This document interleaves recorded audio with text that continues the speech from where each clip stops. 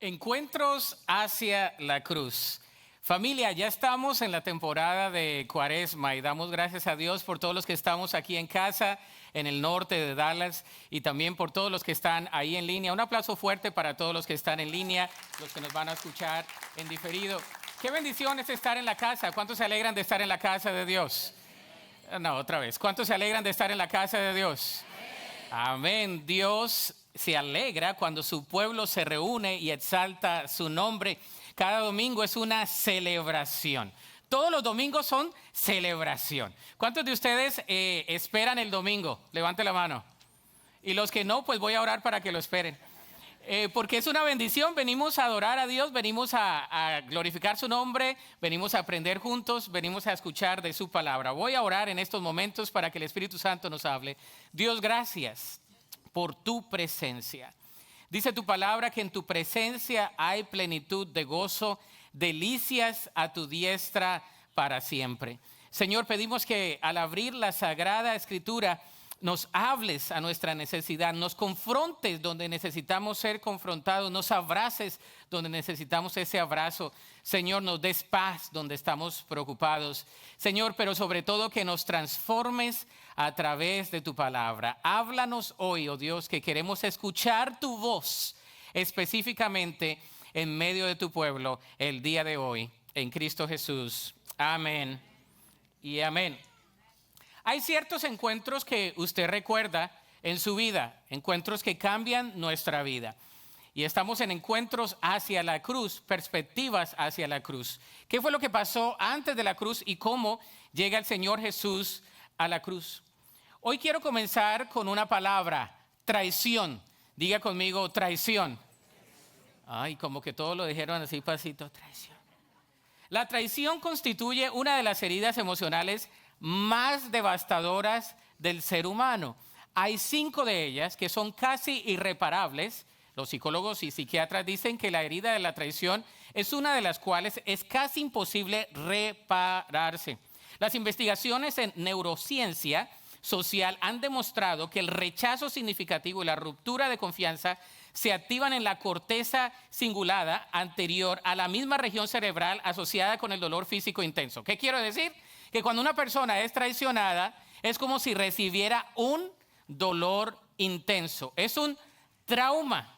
Estudios clínicos sobre el trauma interpersonal indican que las experiencias de traición incrementan de manera sustancial los niveles de ansiedad, depresión y además se asocian con síntomas de estrés postraumático. Es más, en los análisis longitudinales, más del 60% de quienes han sufrido ¿la qué? Ahora sí lo dice, ¿no? La traición relacional severa reportan dificultad persistente para volver a confiar. Ya no pueden volver a confiar fácilmente. La herida no solo afecta la relación, altera la percepción de estabilidad y seguridad. Por lo tanto, la traición desestabiliza lo que se rompe, que antes considerábamos que estaba firme. Y las preguntas que surgen es, ¿en quién puedo confiar? ¿Fue realmente verdad lo que creí inicialmente? ¿Valió la pena mi fidelidad? Y no estoy hablando simplemente de la traición en una pareja, sino de la traición en general. Resulta natural identificarnos con quien haya sido traicionado. Y si estás vivo, has sido traicionado o traicionada alguna vez en la vida. Si estás vivo, has sido traicionado por un amigo, por una amiga, por las circunstancias, por una situación. Todos hemos sido traicionados. Y la traición rara vez comienza como un acto visible. Comienza en el corazón. Comienza con una valoración alterada. Lo que antes valorábamos, le dábamos un sentido de valía, ahora ya no vale y por eso decidimos traicionar. Traicionar la confianza, traicionar el trabajo, traicionar alguna situación. El texto de hoy que vamos a considerar nos enfrenta con esa realidad y nos proyecta a una persona que no describe simplemente una explosión emocional repentina, describe una negociación de principios, expone cómo el cálculo puede conducir a la culpa y la culpa a las consecuencias nefastas. Y quiero llevar su atención al Evangelio según San Mateo, capítulo 26, versículos 14 y 16, y después nos vamos a adelantar a Mateo 27 del 3 al 10. Vamos a leer la palabra de Dios, está ahí en la pantalla para su conveniencia. Dice así la Sagrada Escritura. Entonces, uno de los 12 se llamaba Judas Iscariote. Fue a los principales sacerdotes y les dijo: ¿qué me queréis dar? Y yo los entregaré. Os lo entregaré. Y ellos le asignaron 30 piezas de plata. Y desde entonces buscaba oportunidad para entregarle. Más adelante, en la página subsiguiente, dice Mateo 27 del 3 al 10. Fíjese este recuento, esta narrativa. Dice: entonces Judas, el que le había entregado, viendo que era condenado, devolvió arrepentido las 30 piezas de plata a los principales sacerdotes y a los ancianos, diciendo: yo he pecado entregando sangre inocente. Mas ellos dijeron: ¿qué nos importa a nosotros? Allá tú. Y arrojando las piezas de plata en el templo, salió y fue y se ahorcó. Los principales sacerdotes, tomando las piezas de plata, dijeron: no es lícito echarlas en el tesoro de las ofrendas, porque es precio de sangre. Y después de consultar, compraron con ellas el campo del alfarero para sepultura de los extranjeros. Por lo cual aquel campo se llama hasta el día de hoy, ¿campo de qué? De sangre. Así se cumplió lo dicho por el profeta Jeremías, cuando dijo: y tomaron las 30 piezas de plata, precio del apreciado, según precio puesto por los hijos de Israel, y las dieron para el campo del alfarero, como me ordenó el Señor. Que Dios bendiga su palabra. Amén. El pasaje nos sitúa en el momento en el que la pasión del Señor Jesús deja de ser un anuncio y se convierte en un desenlace inevitable. La cena con sus cercanos discípulos ya había concluido y Getsemaní ha sido el escenario de agonía y rendición. El arresto ya había ocurrido y las autoridades religiosas han activado el proceso que conduciría a la condena de Jesús. Mateo, el evangelista, narra los hechos con sobriedad, pero con tensión que es súper evidente aquí. El juicio nocturno revela premura y determinación. No se trata de improvisación, sino de un plan deliberado que Dios permitía. Es el escenario que emerge de una figura cuya identificación se intensifica con el contraste. Dice aquí, uno de los 12. La expresión en este contexto indica cercanía, indica uno de los que estaba con Jesús. Judas no pertenece al círculo externo, forma parte del círculo íntimo. Su iniciativa no nace de un arrebato emocional, sino de una pregunta: ¿qué me queréis dar? ¿Qué me queréis dar? Y al avanzar al capítulo 27, el tono cambia.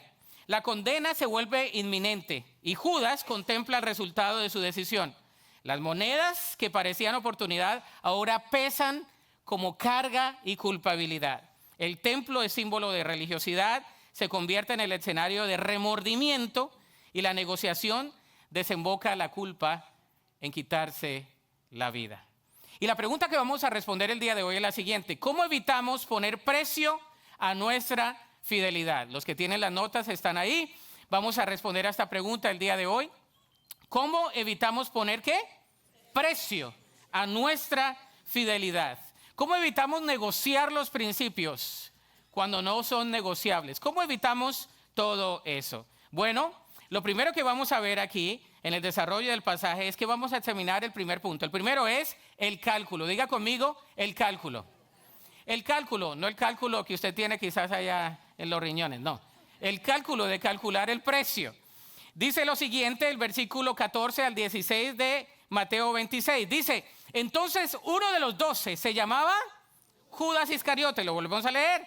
Fue a los principales sacerdotes y les dijo: ¿qué me queréis dar? Y yo os lo entregaré. Y ellos le asignaron 30 piezas de plata, nada. Y desde entonces buscaba oportunidad para entregarle. Mateo introduce el episodio con la expresión uno de los 12.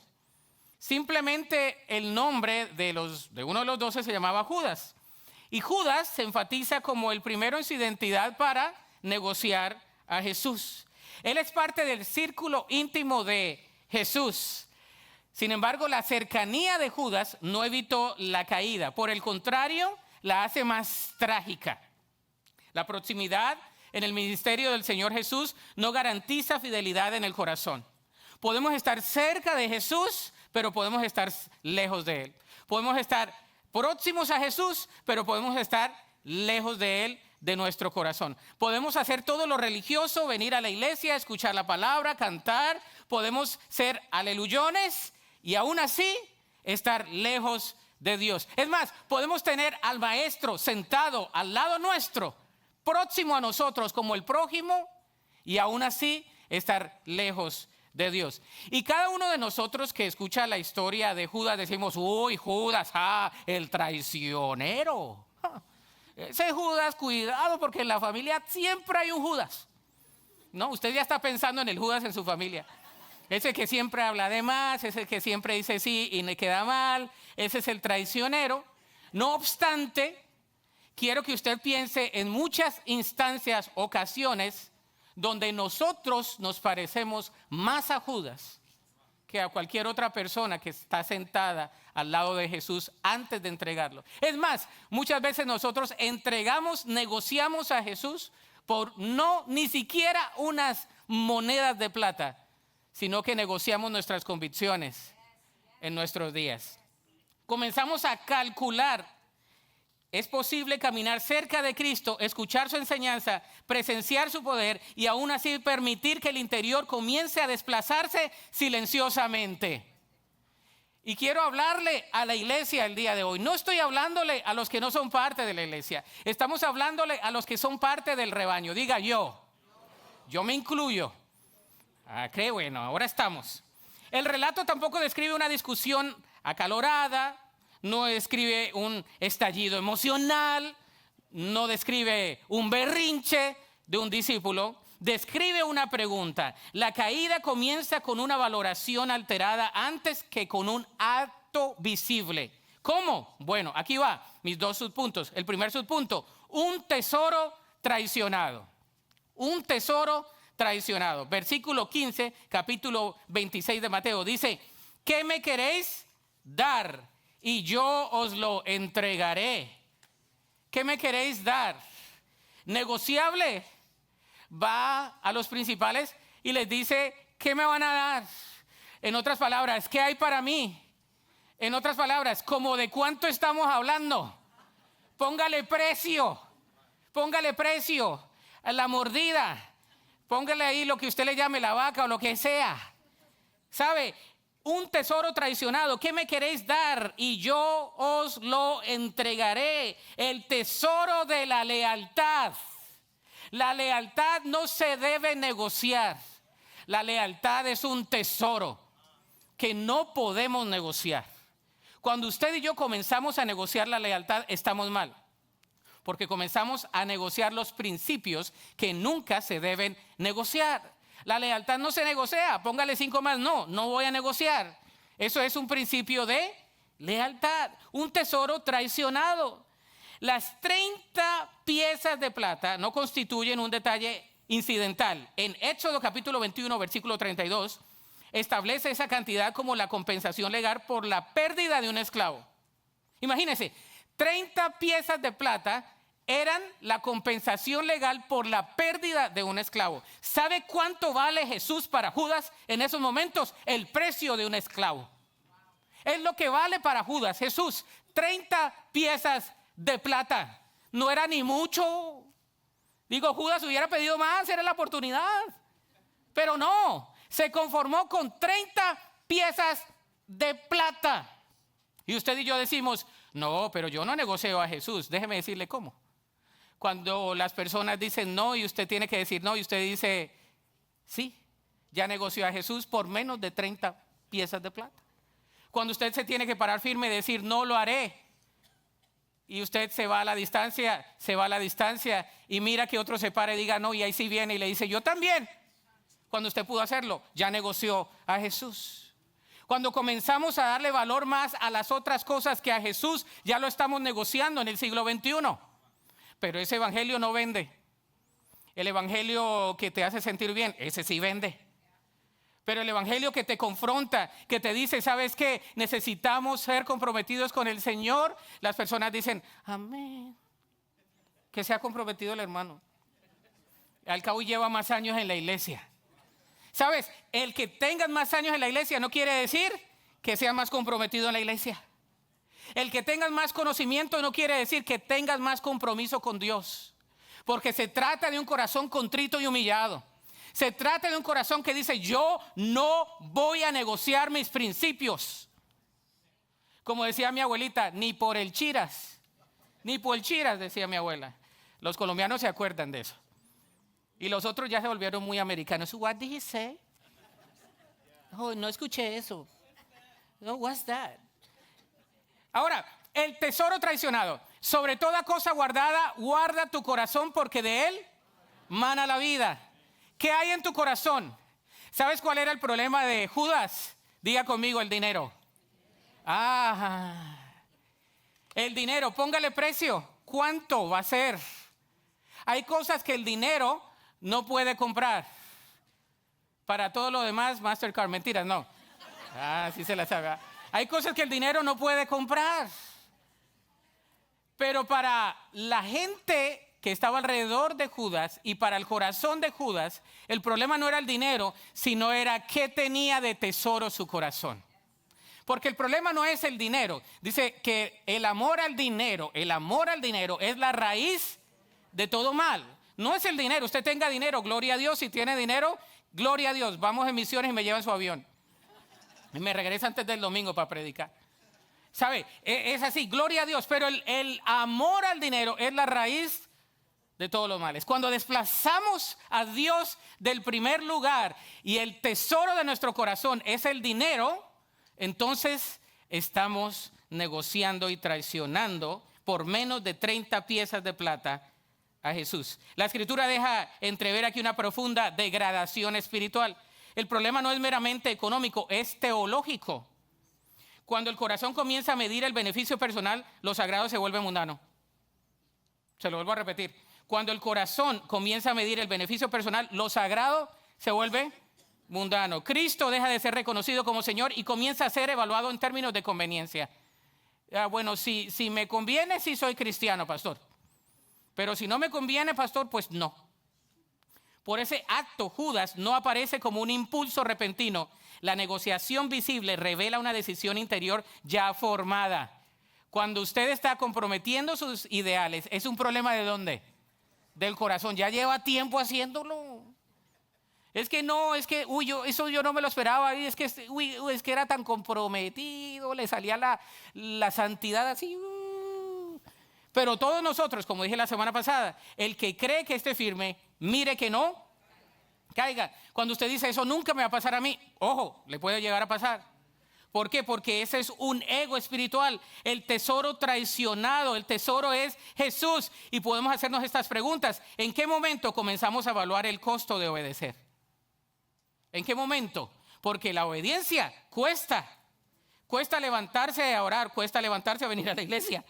Cuesta venir a Jesús. Donde Cristo ha dejado de ser tu tesoro y ha comenzado a ser una opción.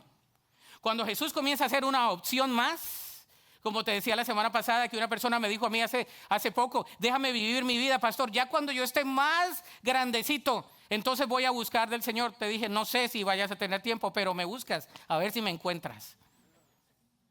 Porque las personas dicen, cuando tenga una opción más, cuando tenga más tiempo, no, ahora es el tiempo de buscar al Señor. ¿En qué áreas la conveniencia ha sustituido la convicción? Antes no comprometías tus ideales. ¿Y ahora los comprometes? Fácil. No. ¿Cuántos crecimos con ciertos ideales que no se comprometían? Levante la mano. Usted no diga mentiras aunque le cueste. Levante la mano. Uy, los demás son mentirosos. Tenemos que estar en ayuno y oración. ¿Verdad? O sea, papá me decía, yo le digo a mis hijos, o sea, si tú mientes, estás you're on your own. Les digo siempre, tú solo, no te voy a ayudar. Pero si dice la verdad, aunque sea más difícil, vamos a estar contigo, no importa. Under any circumstance you must lie. No lie. No, porque eso nunca va a ser de Dios. Eso nunca. Pero muchas veces a la conveniencia, no, dependiendo. Mentimos en cosas hasta simples. Contesta el teléfono y dice, dile que no estoy. La típica, ¿no? Tocan la puerta, mi mamá dice que no está. No, le falta al niño decir eso. Cosas tan pequeñas como esas. Comenzamos con una cultura de mentiras piadosas. Que tú sí sea sí y tú no sea no. Punto. No hay medianos. Aunque duela. ¿Cuánto les ha dolido un no? Levante la mano. Que no quedaste, que no fueron, que no te dieron el trabajo, que no. Muchos no. Pero duele, pero qué bueno que te dijeron no. A estar ahí con que sí, no, dependiendo. No, la verdad es que la palabra de Dios nos habla de eso. Un tesoro traicionado, pero también una traición trazada, con Z. Traición trazada. Y desde entonces buscaba oportunidad para entregarle. Cuando comienzas a negociar las convicciones, ya no importa. Ya comienzas este es el círculo del pecado. Comienzas a decir, pero ¿cuándo? Y yo sé, siempre le saco lo de la comida en la noche, pero es que yo batallo, hermano, no sé a usted le pasa. ¿No? Ayer hice algo más. Le dije a mi esposa, voy a limpiar la alacena y voy a botar todo lo que no sirva. Estaba botando unos chocolates de Colombia, así bien ricos, pero ya estaban vencidos. Estaba botando unas cosas que estaban ahí de tiempo, porque acumulamos muchas cosas. ¿Sí o no? No me mire así, usted vaya a limpiar la suya también. Así debe tener latas de hace como 20 años ahí, no sé. Sí. Imagínese que estaba yo limpiando, me dio ayer por limpiar, no sé, estaba limpiando debajo de... Somos familia, estamos en familia. Bueno, los que están en internet, Dios me los bendiga, son parte de la familia. Pero estoy hablando con mi familia aquí. Estaba limpiando debajo del lavamanos, ¿no? Usted dice que es el lavamanos donde te lavas las manos, ¿no? Ahí en el buró, dícese de gabinete debajo del lavamanos, donde tiene 2 puertas. Y abajo tenía un mugrero. No me mire así, no me juzgue. Con cara de mugroso pecador, pastor, que no limpia. Me encontré una medicina hasta de una hermana de la iglesia que yo pastoreaba antes. Imagínese, no, era para la nariz, porque era de ese Flownet, ¿no? Yo sufro de alergia, yo creo que la hermanita me traía, pastor, me dan muchas y me da. Yo digo, ¿qué hace una de la hermana Martita aquí? Imagínese, después de 6 años que me mudé, porque se metió en una caja y de la caja pasó debajo de ahí. ¿Cuál es el problema, hermanos? ¿Cuál es la ilustración aquí?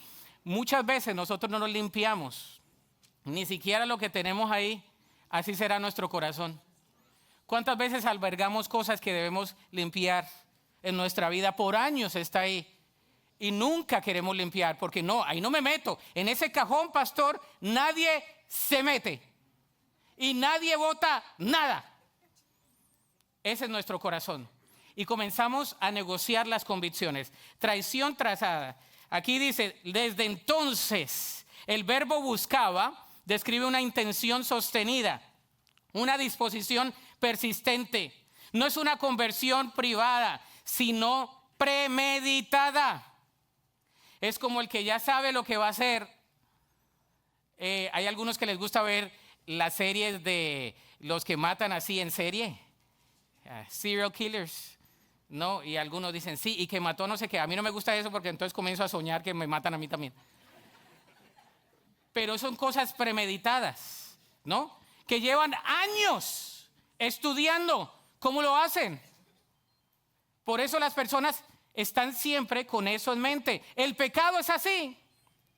Se presenta, comienza, se concibe, dice Santiago, y da a fruto la muerte, dice la palabra de Dios. Segundo punto, la culpa. Diga conmigo, la culpa.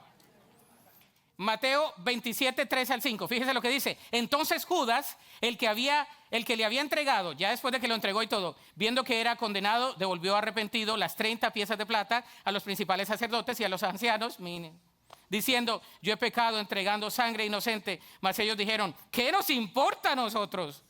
Allá tú. Fíjese lo que dice la Biblia, me fascina. Y arrojando las piezas de plata en el templo, salió, se fue y se ahorcó. Y terminó la historia de Judas. Imagínese usted qué pasa con Judas aquí.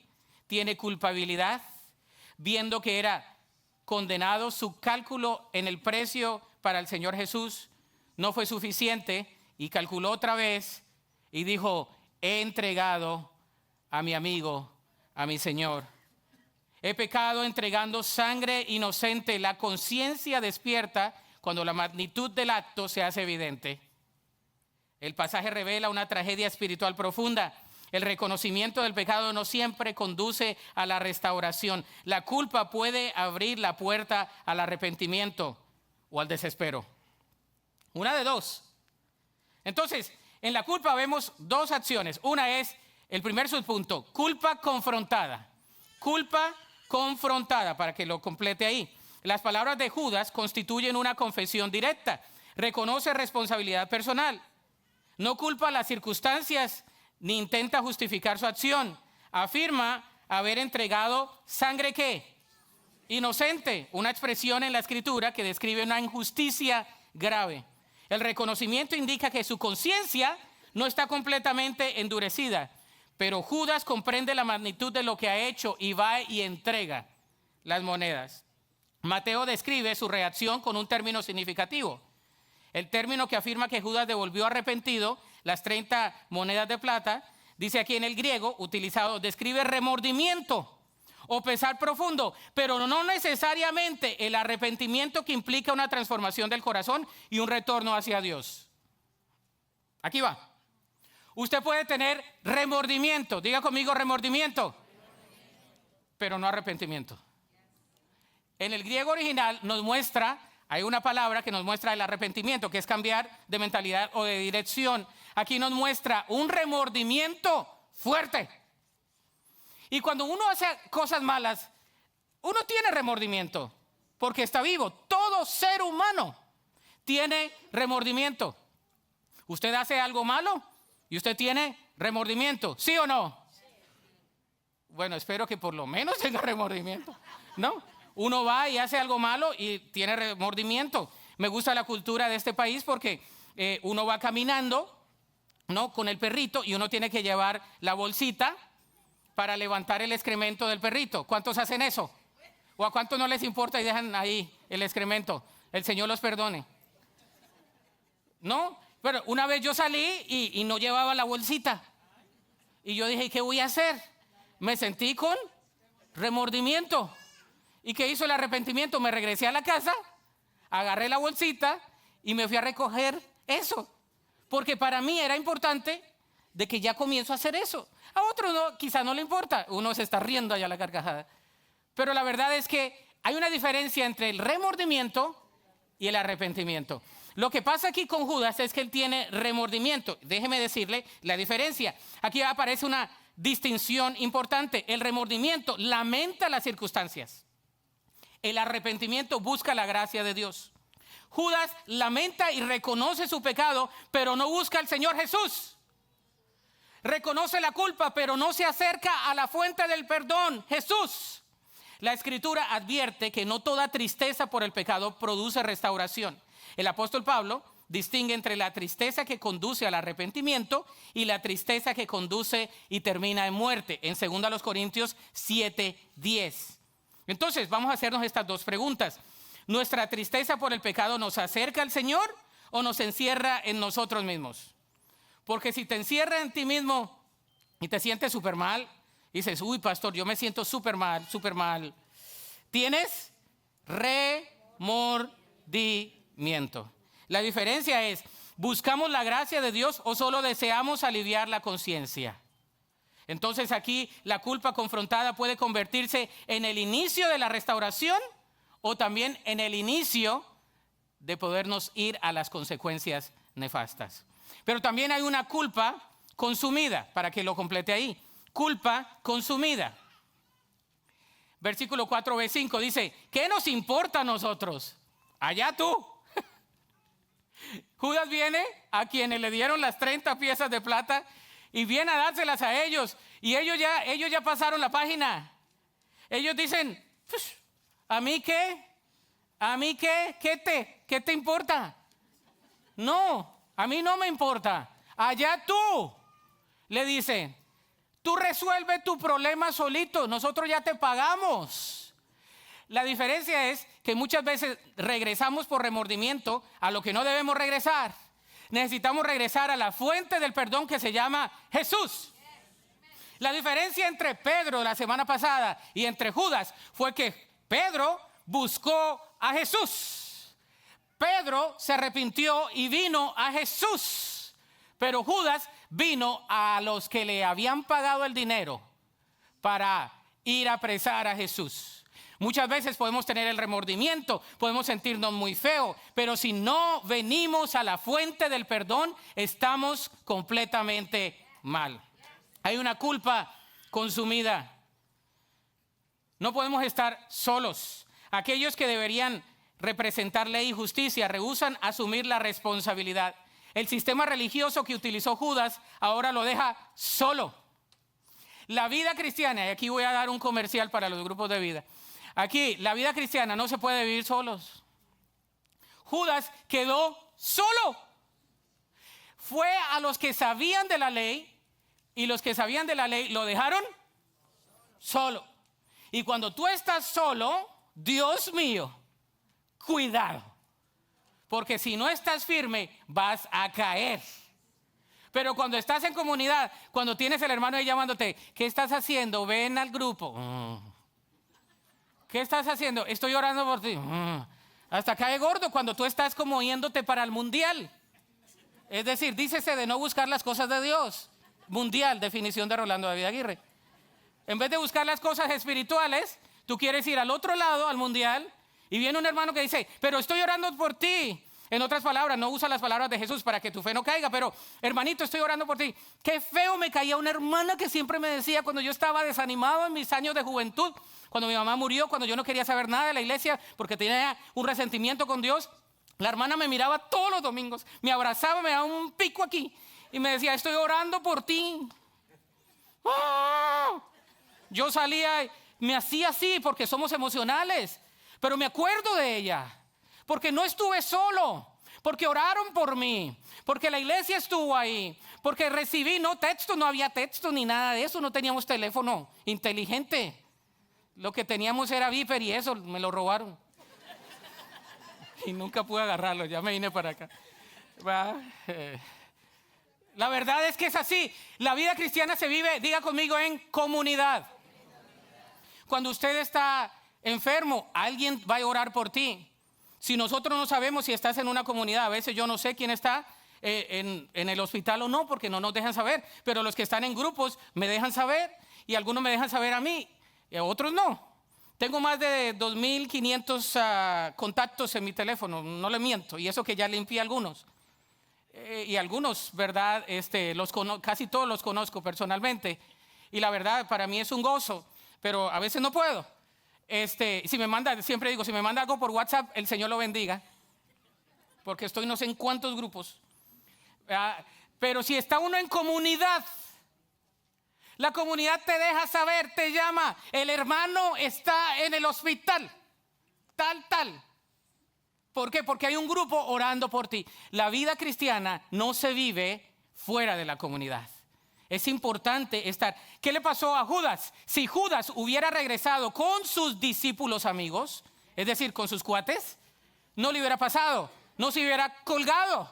Yo creo que Juan el amado le hubiera dicho, no papi, no hagas eso. Yo voy a estar contigo porque Juanito se volvió bueno. Antes era hijo del trueno. Ahora el Señor lo transformó. ¿Sí o no? El amado. Yo creo que Juan Cumbayá le hubiera dicho, vamos a orar. Vamos al aposento alto, vamos a hacer algo, Judas, no te quites eso. Iba a tener que pasar, el Señor nos dijo que iba a morir. Simplemente el enemigo te zarandeó y caíste, pero papá, yo estoy contigo. Pero Judas estaba solo. La vida cristiana no se puede vivir solos. Déjame decirte, no podemos vivir solos en la vida cristiana. Una culpa consumida. Número 3. Las consecuencias, ahí va. Diga conmigo las consecuencias. Se pone bueno esto. Los principales sacerdotes, tomando las piezas de plata, a ellos no les importaba. Dijeron, no es lícito echarlas en el tesoro de las ofrendas, porque la ley dice esto. Ellos eran tan inteligentes, porque es precio de sangre. Y después de consultar, compraron con ellas el campo del alfarero para sepultura de los extranjeros. Ellos también tenían culpa. Por lo cual aquel campo se llama hasta el día de hoy campo de sangre. Así se cumplió lo dicho por el profeta Jeremías, porque todo se cumple, cuando dijo: y tomaron las 30 piezas de plata, precio del apreciado, según precio puesto por los hijos de Israel, y las dieron para el campo del alfarero, como me ordenó el Señor. La palabra de Dios se cumple, tenía que pasar. Los líderes religiosos recogen las piezas de plata, pero no se quedan con ellas. En ese momento su religiosidad no se lo permite. Si hubieran podido encontrar algo en la ley que les permitiera una para ti, una para mí, se hubieran quedado. Pero sabían que la ley no les permitía. Entonces, ¿qué van a hacer? Para quitar su culpa, que también sintieron culpa, estoy casi seguro, la culpa no desaparece, porque el dinero cambia de lugar. Se lo vuelvo a repetir. La culpa no desaparece porque el dinero cambie de lugar. El relato revela una paradoja inquietante. Los líderes religiosos discuten la legalidad del dinero mientras el Hijo de Dios es conducido hacia la cruz. Y vemos la soberanía divina. Mateo introduce el elemento decisivo. Lo que ocurre no está fuera del plan divino. Dios lo permitió. Dios permitió que Judas fuera instrumento en esos momentos de Satanás para entregar a su maestro. Pero vienen algo que le llamamos consecuencias visibles, para que usted lo complete ahí. Consecuencias visibles, porque es precio de sangre. Las piezas de plata terminan comprando el campo del alfarero y hasta el día de hoy hay una memoria colectiva que se llama campo de sangre. El dinero que presentaba ganancia ahora queda asociado permanentemente con tragedia. Lo que comenzó como beneficio personal termina marcado por vergüenza pública. El pecado rara vez permanece oculto para siempre. Usted dice: no me van a descubrir, pastor. No me van a descubrir. Lo he estado haciendo por años, le garantizo que me cuido muy bien. Así me dijo una persona una vez. Dice: no se preocupe, nadie me ha descubierto y no creo que me vayan a descubrir. Le dije: es cuestión de días. ¿Me llamas? No, pastor, pero no ponga trágico. Le dije: el pecado siempre sale a la luz. Las consecuencias son nefastas. Aquí el campo se convierte en el recordatorio permanente de la traición. La Escritura demuestra con sobriedad una verdad constante. Las decisiones morales producen consecuencias reales. Se lo vuelvo a repetir. Las decisiones morales producen consecuencias reales. Si usted miente, si usted traiciona, si usted dice, hay consecuencias reales para todas las personas alrededor nuestro. Ningún hombre, ninguna mujer no tiene ninguna relación con nadie más. Estamos interconectados. Como dice el dicho en inglés, no man is an island. No hay ningún hombre que sea una isla o mujer. Todos estamos interconectados de alguna manera. Hay consecuencias para las personas que están alrededor nuestro. Pero ¿qué tipo de consecuencias vemos aquí? Consecuencias providenciales. Versículos 9 y 10, fíjese. Así se cumplió lo dicho por el profeta. Mateo dirige la mirada hacia una dimensión más profunda del relato. La historia no está gobernada únicamente por las decisiones humanas, sino por el cumplimiento profético, que revela que Dios continúa obrando incluso en medio de los actos más oscuros. Dios continúa obrando aún en medio de los actos más oscuros. Usted dice: uy, pero eso está tan mal. El mundo está tan mal, pastor. Pues ha estado mal desde los tiempos de Jesús. Y ha estado antes de los tiempos de Jesús, estuvo tan mal también. ¿Se acuerda de Sodoma y Gomorra? ¿Se acuerda de todo eso? Está mal. Está mal, el pecado. El problema se llama pecado. Las consecuencias providenciales. Y tú dices: esto pasó, pero Dios aún transforma las cosas para bien. Dios en su soberanía obra para bien al favor de sus hijos. Consecuencias providenciales. Dios permite. ¿Sabes que aunque Dios vea nuestro pecado, Él permite nuestra restauración y lo transforma para su gloria? Por eso, aunque nosotros hayamos pecado, Dios tiene para nosotros un perdón, dice la Escritura. Dice la Escritura que abogado tenemos hacia el Padre, ¿se llama quién? Cristo Jesús. Cristo perdona todos nuestros pecados. Consecuencias providenciales. Por eso, el versículo que tanto sacamos fuera de contexto, Romanos 8, 28, y a todos los que aman a Dios, todas las cosas les ayudan a bien. ¿verdad? De acuerdo a los propósitos, ¿no? Ahora, el Señor quiere que nosotros verdaderamente vengamos y le amemos a Él. Porque si le amamos a Él, entonces aunque caigamos, el Señor en su soberanía va a redimir y va a hacer que todo obre para bien. Amén. Esa es la esperanza que tenemos los creyentes. Que la historia no queda en la caída, que la historia no queda en la culpa, que la historia no queda en la traición, la historia queda en Cristo Jesús, que vino a vivir una vida perfecta, sin pecado, para que tú y yo podamos mirar a Cristo y a través de Cristo tener victoria sobre nuestras tentaciones, sobre nuestro pecado y esperanza hacia el futuro. No sé si eso te alegra a ti, pero te debe alegrar, te debe alegrar. Las aplicaciones son las siguientes. Lo primero es, guarda tu corazón del cálculo. Mateo 6:21 dice, porque donde esté vuestro tesoro, allí estará también tu corazón. La caída de Judas comenzó cuando el valor de Cristo dejó de ocupar el primer lugar. Cristo no puede ser una opción entre muchas, debe ser nuestro mayor tesoro. Cuando comenzamos a calcular, si voy a negociar a Cristo, cuidado, guarda tu corazón del cálculo. Segunda aplicación. No camines solo o sola, permanece en comunidad. Hebreos 10, 24 y 25 dice, considerémonos unos a otros para estimularnos al amor y a las buenas obras, no dejando de congregarnos. Ahí va la palabra de Dios. Vamos a considerarnos y a estimularnos en amor, en el amor y a las buenas obras. Judas enfrentó su conflicto interior en aislamiento. Se condenó por estar solo. Y la vida cristiana no fue diseñada para vivirse en soledad. Dios usa la comunidad para advertir, sostener, restaurar al creyente cuando el corazón comienza a desviarse. En nuestra iglesia creemos en la comunidad. Vemos testimonio del poder de Dios. Amén. Hace poco recibí un texto del hermano Mauricio que le habían dicho un diagnóstico y salió que no tenía ese diagnóstico. Y hubo una comunidad que estuvo orando por él. Y creemos que fue un milagro. ¿Cuántos creen eso? No se alegra, denle un aplauso fuerte al Señor. Dios todavía obra.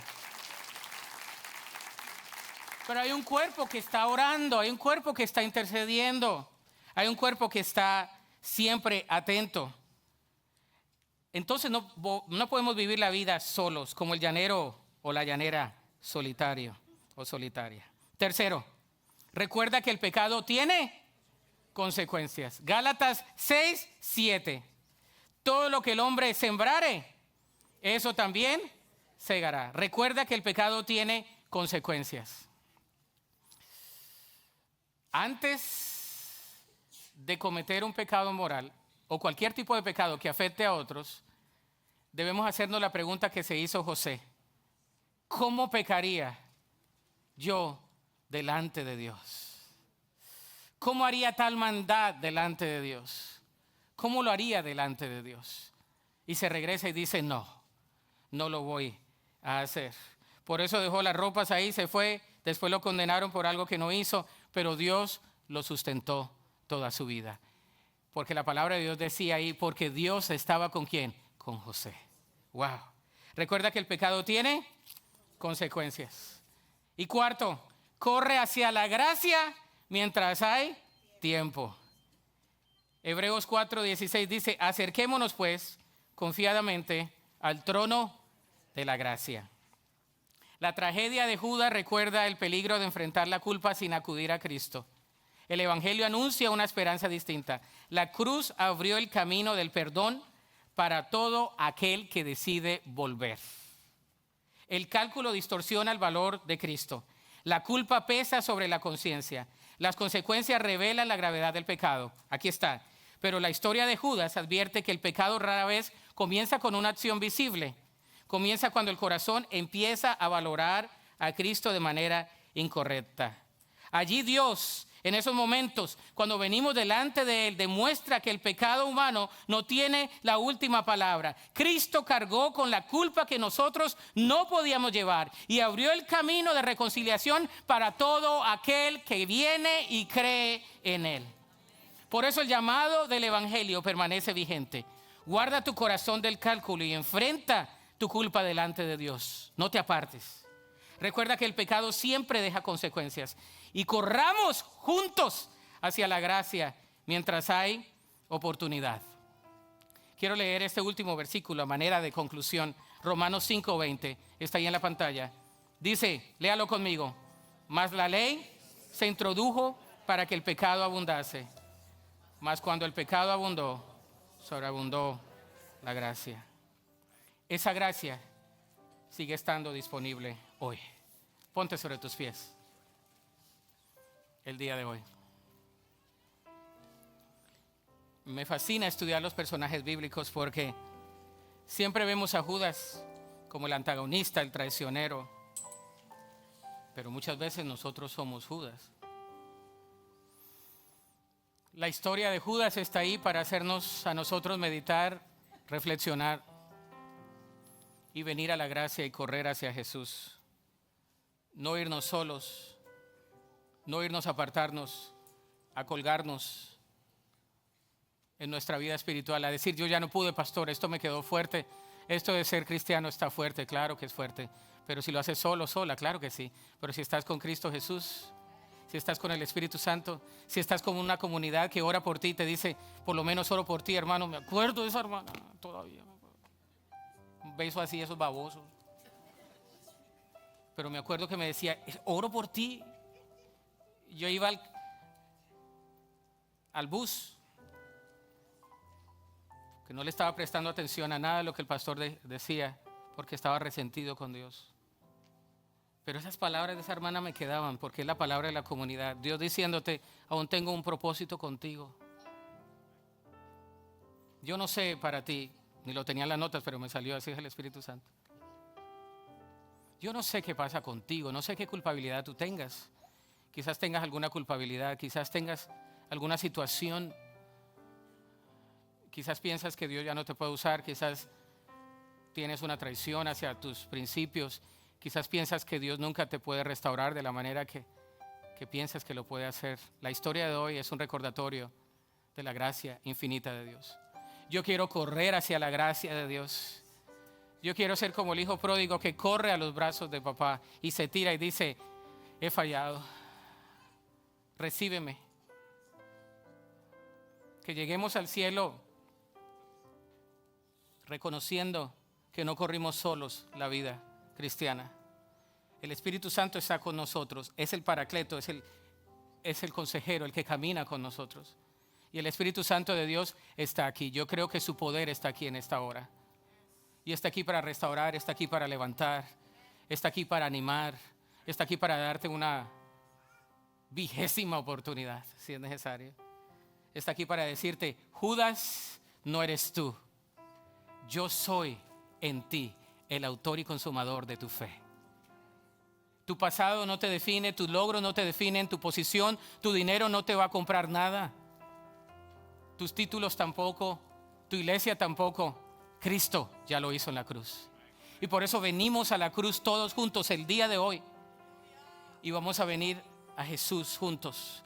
El altar está abierto mientras venimos a Jesús y tú le dices al Señor, aquí estoy delante de ti. Mientras cantamos, tú vienes a Jesús.